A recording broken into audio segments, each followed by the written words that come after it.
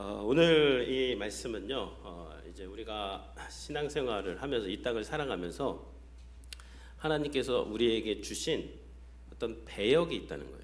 배역, 우리의 역할이 있다는 것입니다. 근데 우리가 수요일 날도 살펴봤는데 저녁에 그 정체성 또 나의 배역, 하나님이 나에게 맡겨주신 것을 알고 살면 기쁘게 살 수가 있어요. 근데 그 배역을 모르면요, 좀 뭔가 좀 답답할 수가 있게 되는 것이죠. 오늘 그 이야기를 이제 하고 있는 것입니다. 그래서 이제 26절에 보면 침례 요한의 제자들이 요한에게 가서 이르되 랍비여, 선생님과 함께 요단강 저편에 있더니 곧 선생님이 증언하시던 이가 침례를 베풀매 사람들이 다 그에게로 가더이다. 그 침례 요한의 제자들이 이제 침례를 막 주고 있었어요. 침례 요한의 인기가 대단했습니다. 근데 이제 요한이 와가지고 사람들이 당신 누구요? 당신 누굽니까? 그러니까 요한의 일성이 뭐였죠? 1장에서 나는 그리스도가 아닙니다. 나는 그 준비하는 자입니다. 그 광야에서 그 얘기를 준비하는 자고 그 준비하는 자의 소리입니다. 그럽니다. 그래서 여기서 이제 침례 요한이 제자들이 가가지고 선생님, 사람들이 다 예수님 제자들한테도 몰려갔는데요. 이제 그 얘기하니까 침례 요한이 뭐라 그럽니까? 27절인데 요한이 대답하여 이르되 만일 하늘에서 주신 바 아니면 사람이 아무것도 받을 수 없느니라. 하늘에서 주신 바 아니면 아무것도 받을 수 없다. 이게 무슨 말이냐면요, 침례 요한은 하늘에서 자신에게 부여한 사명을 알았다는 거예요. 그리고 그 사명 안에서 자신의 사역을 한 거예요. 침례 요한이 받은 사명은 뭐예요? 주의 길을 예비하는 자예요. 그러니까 주의 길을 예비해가지고 길을 쫙 깔아줘가지고 사람들이 예수님한테 가면 어떻게 해야 되는 거예요? 그게 그 침례 요한의 그 부르심입니다. 사명이에요. 근데 침례 요한의 제자들은요, 그 사람들이 계속해서 자기들한테 이제 믿고 사람들이 모여들고 이제 그런 것들을 기대했는데 다 가니까 이제 섭섭하다는 거예요. 이럴 수가 있습니까, 선생님? 사람들이 지금 다 예수님 제자들에게 가는데 보고만 계실 겁니까? 그러니까 침례 요한이 말하는 게 하늘에서 주신 바 아니면 받을 수가 없다. 이제 그 이야기를, 하늘의 이치를 깨닫는 사람입니다, 침례 요한은. 그러니까 우리가 하나님께서 우리에게 부여하신 사명의 이치를 깨달으면요, 그 인생이 좀 이렇게 평안해집니다. 계속해서 이제 침례 요한이 이야기를 하는데요.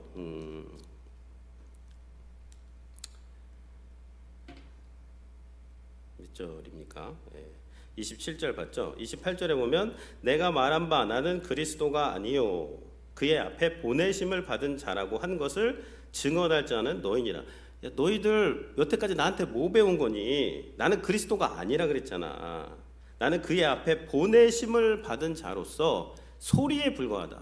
소리는 사라지는 것이고 우리는 예수님께로 사람들을 인도하는 그 역할이지 우리가 사람을 모으는 역할은 아니다. 그렇게 이야기는, 나는 그리스도가 아니다.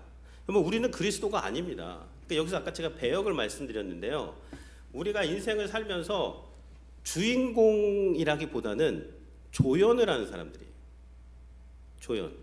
조연의 특징은 뭐예요? 조연이 나대면 안 돼요.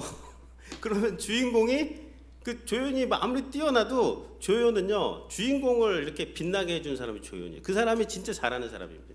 그러니까 신앙생활은 뭐냐면 내가 빛나려고 하면 안 됩니다. 그러면 아직도 이 신앙생활의 본질을 못 깨달은 거예요. 내가 빛나고 나는 왜 이렇게 못 빛날까? 사람들이 왜 이렇게 나를 안 알아줄까? 하나님이 이럴 수가 있습니까? 하나님 어떻게 이럴 수가 있습니까?의 근원을 파들어가 보면 뭐냐면 왜 내가 주연이 아니냐, 이제 그 말입니다. 근데 원래부터가 신앙생활은요, 우리는 조연입니다. 그걸 알면 그러면 기쁨을 바꾸게 되는 거예요. 내가 왜 빛나지 못할까가 아니라, 왜 내가 인정받지 못할까가 아니라, 주님이 빛나시고 주님이 인정받는다면 나는 인정받지 못해도 그게 기쁜 거예요. 그게 섭섭한 게 아니라 그렇게 지금 되는 것입니다. 29절에 보면요. 29절은 같이 한번 읽어보도록 하겠습니다. 신부를 취하는 자는 신랑이나 서서 신랑의 음성을 듣는 친구가 크게 기뻐하나니 나는 이러한 기쁨으로 충만하였노라. 신랑과 신부가 있습니다. 신부가 지금 이 사람들이 되는 거예요. 근데 이 사람들을, 이 무리들을, 신랑은 누구냐면요, 침례 요한이 신랑이 아니라 누가 신랑이에요? 예수님이 신랑이시죠.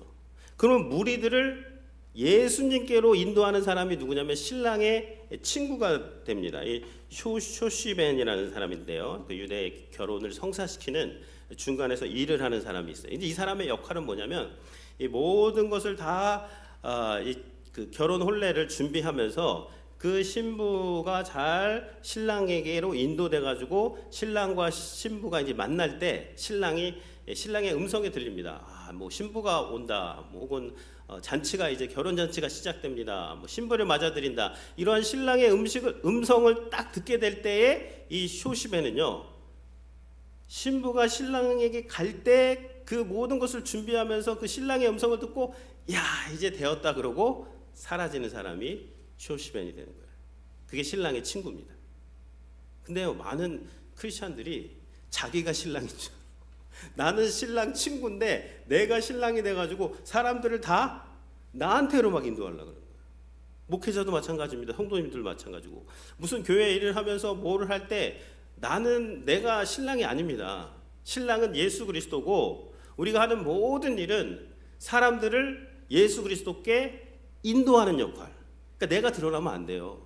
진짜 고수들은 자신을 낮추는 거예요.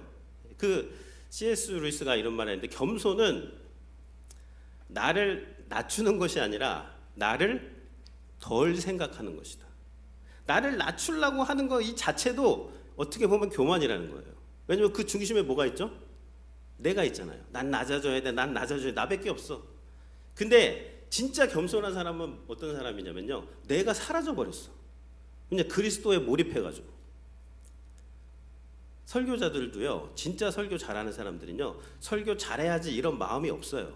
그리스도만 높여야지 하고 그리스도께 집중하다 보면 설교가 끝난 설교가 저는 가장 위대한 설교라고 생각합니다. 그러니까 그래서 설교자가 예배자가 돼야 돼요. 설교자가 뭐 설교를 잘하느니 못하느니 뭐 그거에 집중해가지고 그냥 그 생각만 온통 하고 있으면요, 설교가 우상이 될 수가 있어요. 성도님들도 마찬가지입니다. 교회 와가지고 지금 내가 뭐를 이렇게 뭐 잘해야지, 그걸 통해서 내가 드러나야지, 그러면요, 그게 어떻게 보면 신랑을 대체한 게 될 수가 있는 거예요. 그러니까 신랑은 예수 그리스도, 우리가 예수님의 그 음성을 듣고 사람들이 그쪽으로 인도하고 또 내가 그 역할을 하면서 기뻐하는 그러한 신앙생활을 해야 되는데, 많은 경우에 신앙생활이 힘들 때 가만히 한번 생각해 보십시오. 그 중심에 누가 있나? 내가 있는 경우가 많아요. 하나님, 왜 저는 신랑이 안 됩니까? 왜 저는 주인공이 안 되는 거예요? 라고 그런 이야기, 내가 주인공이 되면 그 영화 망합니다. 주님이 주인공이 돼야지 그 영화가 흥행을 하는 거예요. 예수님이 주인이 되셔야죠. 그래서 이러한 기쁨으로, 기쁨이 거듭난 거예요. 그전에는 내가 드러나야지, 사람들이 나한테 와야지 그것이 성공인 줄 알고 그게 사역의 성공인 줄 알았는데, 근데 이제는 예수님이 드러나고 사람들이 예수님께 가는 것을 보면서 기뻐하니까 나는 이러한 기쁨으로 충만하였다. 이게 기쁨이 거듭나는 것입니다. 이 기쁨이 거듭나야 돼. 소원이 거듭나고, 그게 우리 영혼이 거듭났다는 것은요, 우리의 갈망이 거듭나는 거예요. 우리의 바람이 거듭난다는 거예요. 옛날에는 다 육적인 것을 이루어 달라고, 그거 언제 이루어지나, 그거 이루어지면 그게 기쁘겠다 했는데, 이제는 이제 예수님이 어떻게 하면 높아지시고 예수님이 어떻게 하면 빛나고 예수님을 어떻게 사람들을 예수님께로 인도할까로 고민하면서 그렇게 될 때 기쁘게 되는 것, 그것이 침례 요한이 전하는 복음이 되는 것이죠. 30절도 이거 암송 구절이에요. 이거는 늘 암송하시기 바랍니다. 같이 한번 읽겠습니다. 그는 흥하여야 하겠고 나는 쇠하여야 하리라. 그는 흥하여야 하겠고, 나는 쇠하여야. He must increase.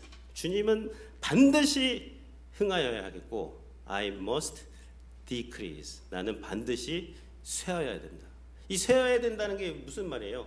예수님이 흥할 수 있다면 나는 뒤로 기꺼이 빠지고 나는 사라지는 자가 된다는 그 사명과 정체성을 가지고 신앙생활을 한다면 우리의 신앙생활이 기쁘고 즐겁고 감사하고 아무런 문제가 없을 수가 없게 되는 것이죠.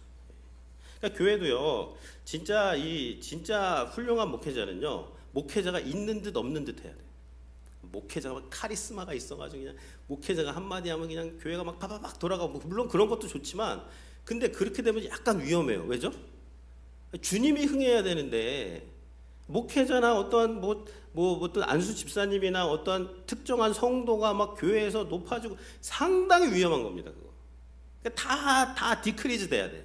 예수님만 인크리즈 되고. 그게 진짜 주님이 역사하시는 교회입니다.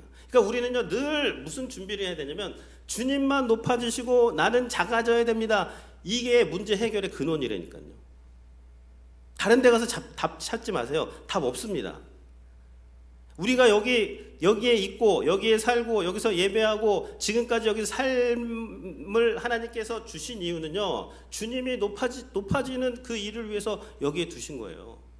내가 높아지고 내 만족이 뭐고 내가 기뻐하는 게 뭐고 그게 다 바뀌어가지고 주님이 기뻐하시는 것이 무엇인지, 주님이 나에게 맡겨주신 사명이 무엇인지를 깨닫고 그 사명을 감당하면서 기뻐할 수 있는 것, 그것이 신앙 생활이 되는 것이죠. 그러니까 오늘처럼 이렇게 나오셔서 이 아침에 기도하시고 또 오늘 또 예배 끝나고 성도님들 다 또 예배당도 겸손하게 다 주일 예배 준비해 주시고 식사도 준비해 주시고 또 주일날도 섬겨 주시고 얼마나 감사한지 모르겠습니다. 그러니까 이 모든 것들이 주님이 높아지는 일이 되면 그 모든 일을 하면서 우리가 기쁘고 감사하고 이제 나 같은 자를 사용하시는, 그러니까 시험을 통과하는 방법은요 대부분 이것만 다 통과됩니다. 그는 흥하여 하겠고 나는 쇠하여야 하리라. 그러니까 부흥은 뭐냐면요, 부흥은 막 교회 사람이 모여들고 막 여기가 막 북적북적해지고 막 뭐가 막 사람이 되는가, 그거라기보다 그거는 맞을 수도 있고 아닐 수도 있어요. 근데 확실한 부흥은 뭐냐면 모든 교회 성도들이 다 예수님만 바라보고 예수님만 높이고 예수님이 흥해야 됩니다. 예수님이 흥하기 위해서는 우리는 다 쇠하겠습니다. 우리는 다 엎드리겠습니다. 그게 진짜 부흥이에요, 교회. 그러면요 하나님이 그 교회를 통해서 일을 하시는 거죠. 그 다음 단락도 31절부터 36절도 같이 한번 읽겠습니다. 위로부터 오시는 이는 만물 위에 계시고 땅에서 난 이는 땅에 속한 것을 말하느니라. 하늘로부터 오시는 이는 만물 위에 계시고 그가 친히 보고 들은 것을 증언하되 그의 증언을 받을 자가 없도다. 그의 증언을 받는 자는 하나님이 참되시다는 것을 인쳤느니라. 하나님이 보내신 이는 하나님의 말씀을 하나니 이는 하나님의 성령을 한없이 부어주심이라. 아버지께서 아들을 사랑하사 만물을 다 그의 손에 주셨으니 아들을 믿는 자에게는 영생이 있고 아들에게 순종하지 아니한 자에게는 영생을 보지 못하고 도리어 하나님의 진노가 그 위에 머물러 있느니라. 여기 조금 이제 예수님께서 1장하고 연결해 가지고 이 침례와 본문이 마지막 이제 1단락 되면서 좀 정리를 이제 하고 있는 그런 이제 내용인데요. 여기서부터 위로부터 오시는 이는, 그래서 위로부터 거듭난다는 게 위로부터 난다는 거거든요. 니고데와 대화에서 사람이 거듭나지 않으면 다시 태어난다.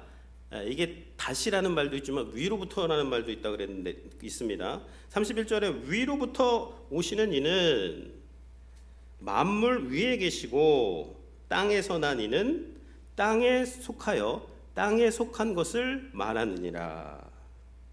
그러니까 위로부터 오시는 이는 누구세요? 예수님이시잖아요. 예수님이 위로부터 하늘로부터 이제 오셔서 이제 증언을 하신다 그랬어요. 증언. 그리고 만물 위에 계시고 여기 보시면 말씀이 육신이 되어 우리 가운데 이제 오셨죠. 그래서 이 모든 만물은요, 예수님께서 다 이 태초에 창조하신 거예요. 성부 하나님과 성령 하나님, 성자 예수님께서 다 함께 창조하신 것이 이 만물이 되는 것입니다. 그러니까 위로부터 오시는 이는 만물 위에 계시는 우리 예수님이 되시는 것이고요. 하늘로부터 땅에 속한 것을, 그러니까 하늘에서 와서 이제 그 하늘의 것들을 말씀을 하고 계시죠. 이 32절에 보면 그가 친히 보고 들은 것을 증언하되 그랬습니다. 예수님은 증언자입니다. 증언자. 새로운 거를 이론을 만들어낸 게 아니라 증언이에요. 증언의 핵심은 뭐죠? 보고 들은 거예요. 32절. 그가 친히 보고 들은 것을 증언하되 그의 증언을 받을 자가 없도다. 왜 못 받죠? 땅의 사람들은요, 하늘의 증언을 알아들을 길이 없어요. 그게 니고데모의 얘기입니다. 거듭나야 된다. 이거 뭐라 그러죠? 아니 어떻게 어머니 다시 들어갔다가 다시 태어날 수 있겠습니까? 이런 말밖에 못해요. 그러니까 땅의 것으로는 하늘의 증언을 알아들을 수가 없어요. 왜 못 알아들어요? 땅의 사람들은 땅의 것만 보고, 예수님은 지금 하늘에서 오셔서 하늘을 증언한다는 것은 무슨 말이에요? 하늘에서 성자 예수님께서 성부 하나님과 함께 계셨고 성령 하나님과 함께 계셔서 거기서 있었던 일을 지금 내려오셔서 말씀이 육신이 되어가지고 이 땅에서 복음을 전하시는데, 땅에 있는 사람들은 땅의 것만 생각하고 땅의 눈으로 예수님의 말씀을 들으니까 전혀 무슨 말인지 이해가 안 된다. 이제 그 이야기가 되는 것이죠. 32절에 보면 그가 친히 보고 들은 것을 증언하되 그 증언을 받을 자가 없도다. 33절. 그의 증언을 받은 자는 하나님이 참되시다는 것을 인쳤느니라. 근데 그의 증언을 받는 자가 있어요. 예수님이 말씀을 하실 때 그거를 믿는 자가 있어요. 누가 믿죠? 이 니고데모와의 대화에서 보면 물과 성령으로 거듭난 자는 예수님을 믿게 되는 거예요. 그러니까 이게 인간적인 지식으로 믿는 게 아닙니다. 내가 믿어봐야지 해가지고 믿는 게 아니라 하나님의 성령께서, 그러니까 이 증언을 받은 자는 하나님이 참되시다는 것을 인쳤느니라. 여기 인쳤느니라가 나오는데요. 이게 이제 seal입니다. certify. 이게 이제 뭐 인치다. 도장을 이제 꽝 찍었다 이거. 이 사람은 이제 품질 보증. 이 사람의 믿음은 참된 거다. 누가 도장을 찍어요? 성령님이 우리 마음에다가 그냥 seal을 해버리는 거예요. 그리고 이 seal은 절대 안 지워집니다. 그리고 성령이 보증하셨으니까 이 사람이 이제 성령께서 끌고 가시는 거예요. 근데 언제 이 seal이 우리한테 오나? 예수님이 하나님의 아들이라는 그 복음을 전할 때 우리가 성령의 감동으로 그것을 믿게 되면, 그러면 우리 마음에 도장이 꽝 찍혀지는 것이죠. 에베소서에도 보면요, 그 안에서 너희도 진리의 말씀 곧 너희 구원의 복음을 듣고 그 안에서 믿어 약속의 성령으로 인치심을 받았다. 고린도후서 1장 22절에 보면 그는 하나님입니다. 그가 또한 우리에게 인치시고 보증으로 우리의 마음에 성령을 주셨느니라. 그러니까 하나님이 인치시고 성령으로 이제 인을 치쳐 주셔가지고 우리가 그 증언을 믿게 하는 거예요. 근데 그 증언을 믿었다는 것은 이 하늘의 이 이야기를 성령을 통해서 우리가 믿게 되는 것이죠. 34절에 보면요, 같이 한번 읽어보겠습니다. 하나님이 보내신 이는 하나님의 말씀을 하나니 이는 하나님의 성령을 한량없이 주심이니라. 하나님이 보내시는 누구예요? 예수님. 예수님이 와서 무슨 말을 해요? 자기만 하는 게 아니에요. 자기가 만들어내는 거 아닙니다. 예수님이 오셔서 무슨 말만 해요? 하나님의 말씀만 하는 거예요. 근데 그럼 어떻게 예수님이 오셔서 하나님의 말씀만 할 수 있어요? 하나님의 성령이 한량없이 예수님에게 부어졌기 때문에, 그러니까 이것이 교리가, 여기서 나오는 교리가 삼위일체 상당히 어렵잖아요. 말만 들어도 어려운데, 근데 여기 보면은 그 아들이 오셔가지고 성자 예수님이 하늘에서 내려오셔가지고 성부 하나님의 말씀을 하시는데 어떻게 그럴 수가 있는가? 성령 하나님이 계속해서 공급되기 때문에 이 일이 가능하게 되는 것이고, 이 복음을 믿는다는 것은 성부 하나님, 성자 예수님, 성령 하나님이 우리 안에 들어오셔서 구원의 일을 하시기 시작할 때 땅의 사람들이 이 하늘의 놀라운 복음을 믿게 되는 것이죠. 그 이야기를 하고 있는 것입니다. 35절에 보면 아버지께서 아들을 사랑하사 만물을 다 그의 손에 주셨다. 예수님으로 모든 만물이 다 창조가 되었어요. 믿음으로 모든 세계가 하나님의 말씀으로 지어진 줄을 우리가 아나니 보이는 것은 나타난 것으로 말미암아 된 것이 아닙니다. 그러니까 모든 보이는 것은요, 이 말씀 되시는 예수 그리스도께서 다 창조하신 것이고, 죄가 들어와 가지고 이 세상에 어둠이 임한 거예요. 깜깜해졌습니다. 그 어둠 어떻게 해결할 거예요? 그 말씀이 육신이 되어 가지고 이 땅에 오신 자체가 빛입니다. 그 빛이 오신 거예요, 어둠에. 그러니까 이 어둠이 다 물러가게 되는 것이죠. 근데 그 어둠 가운데서 이 빛을 받아들이지 않는 사람은 계속 그들의 행위가 드러날 것이 두렵기 때문에 하나님께로 나오지 못하지만, 그러나 영접하는 자, 곧 그 이름을 믿는 자들에게는 하나님의 자녀가 되는 권세를 주셨고, 이 만물을 창조하신 예수님을 이제 믿게 됨으로 그의 삶에 구원과 생명과 영생이 시작되는 것입니다. 마지막 말씀 36절 말씀 읽어보겠습니다. 아들을 믿는 자에게는 영생이 있고 아들에게 순종하지 아니하는 자는 영생을 보지 못하고 도리어 하나님의 진노가 그에게 머물러 있느니라. 이게 1장에서 3장의 어떤 결론이 되는 말씀입니다. 아들을 믿는 자, 누구든지 그 아들을 믿기만 하면, 누구든지 쳐다보기만, 노뱀을 쳐다보기만 하면, 믿음으로 그 아들 십자가에 높이 달린 예수 그리스도를 보기만 하면, 바라보기만 하면 영생을 그 바라본다는 거, 믿음으로 바라본다는 거, 하나님의 성령이 우리 안에 오셔가지고 바라보게 되는 거예요. 그러면 이제 이 영생, 생명이 시작이 되는 것이고, 우리가 조연이 아니구나, 우리가 주연이 아니구나, 우리는 조연이구나, 주님이 높아지시는 거구나. 우리는 그러니까요, 근심 걱정도 어떻게 보면 교만입니다. 교만. 근심 걱정을 왜 하죠?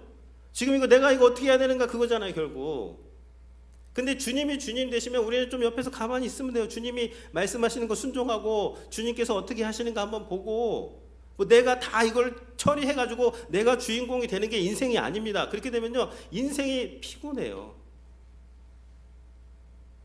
아들을 믿는 자에게는 영생이 있고 아들에게 순종하지 아니하는 자는 영생을 보지 못한다. 영생을 경험할 수도 없고 보지도 못하고 영생에 참여하지도 못하고, 이것이 늘 두려워하고 또 불안해하거나 불만족스럽거나, 이 삶이 나는 왜 이런가, 나는 그 모든 것이 이 영생을 맛보지 못해서 그래요. 영생, 하나님의 그 놀라운 사랑, 어제 봤죠, 그 사랑.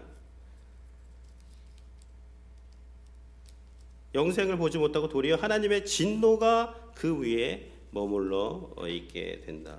그래서 아들을 믿으면 우리가 이 놀라운 구원을 경험하게 되는 것입니다. 그러니까 아들이 있으면 우리 안에 생명이 들어오게 되는 거예요. 그 생명이 뭐냐면요, 하나님 우리 사랑하신다는 거예요. 어떤 경우에도, 우리가 아직도 죄인 되었을 때도, 아직 연약해 할 때에도, 하나님과 원수 되었을 때 하나님이 우리를 찾아오셔서 그 아들을 내어주심으로 우리의 모든 죄를 사하시고, 그 아들이 부활하심으로 우리의 구주가 되어주심, 우리가 그분을 받아들이게 될 때 이게 놀라운 사랑이 우리 안에 이제 들어오는 건데, 이 사랑은 절대 끊을 수 없습니다. 어떤 일로도 안 끊어져요. 내가 넘어져도 이 사랑은 떠나지 않습니다. 나를 다시 일으킵니다. 내가 실패해도 그 실패를 재료로 해서 우리가 하나님을 사랑하면, 사랑을 받으면, 그 사랑을 알게 되면 그 부르심을 자들, 곧 그 하나님이 그 부르심을 받은 자들에게는 모든 것이 협력해서 선을 이루게 되기 때문에, 내가 잘한 것도 유가 아니고 실패한 것도 유가 아니고 그 가운데서 그리스도가 드러나게 된다면 그것이 중요한 인생이 되면서, 우리가 하는 모든 곳에서 주님이 어떻게 드러나실까, 그게 목적이 되면요, 대부분 99%의 모든 섭섭함과 모든 답답함과 모든 그러한 그 근심 걱정이 사라질 수가 있게 되는 것이죠. 그래서 오늘 그 이야기를 지금 침례 요한이 그 복음을 또 전하고 있는 것이고요. 예수님께서 그 말씀을 하고 계시는 것입니다. 이러한 은혜가 오늘 기도하시면서요. 내가 기도 제목이 바뀌어야 돼요. 하나님 나 주연으로 써주세요 해서 하나님 제가 조연 역할 잘할 수 있도록 하나님 도와주세요. 한마디로 우린 들러리입니다. 들러리를 기분 나쁘게 생각하지 마세요. 넌 들러리야 그러면요 아멘하고 받으시면 됩니다.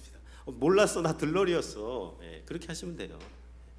우리가 우리가 막 주인공 되려 그러고 우리가 막 모든 것을 스팟라이트를 받으려 그러고 그리고 이게 우리가 예수님을 믿는 이게 인간의 그런 걸로 돼. 지금 이렇게 나오셔서 기도하고 지금 이렇게 봉사하고 이렇게 주님을 위해서 일할 수 있다는 게 이게 사람의 것으로 되는 게 아니라 성령으로 도장을 꽝 찍었기 때문에 지금 이렇게 나오셔가지고 하나님 믿으면서 우리가 이렇게 기도할 수 있다는 거 놀라운 복음이 되는 것입니다.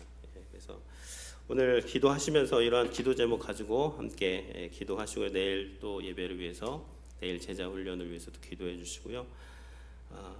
제가 기도하겠습니다. 하나님 감사합니다.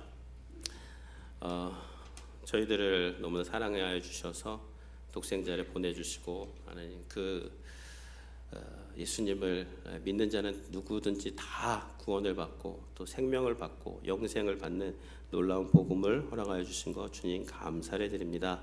하나님 주님께서 우리의 마음에 찍은 그 도장의 내용은 예수님이 주님이시라는 그 내용입니다. 하나님 그 내용이 우리의 삶에서 실천되게 하시고 우리가 주인이 아니라 예수님이 주님이시고 우리는 그 들러리로서 하나님 그 조력자로서 그 조연으로서의 역할을 잘 감당할 수 있는 하나님 저희들 될 수 있도록 하나님 은혜를 베풀어 주시옵소서. 하나님의 성령께서 우리 심령 가운데 하나님 인쳐 주신 것 하나님 감사합니다. 우리가 하나님 성령이 보증하시는 하나님 그 내용 안에는 예수가 주인 되시니 예수가 우리를 구원할 것이고 예수가 우리를 끝까지 끌고 가서 마침내 하나님의 영광스러운 모습으로 세운다는 그 놀라운 복음을 하나님 믿게 하시고 하나님 오늘 우리 그 주님을 인정하면서 우리가 기도할 수 있도록 주님 은혜를 내려 주시옵소서.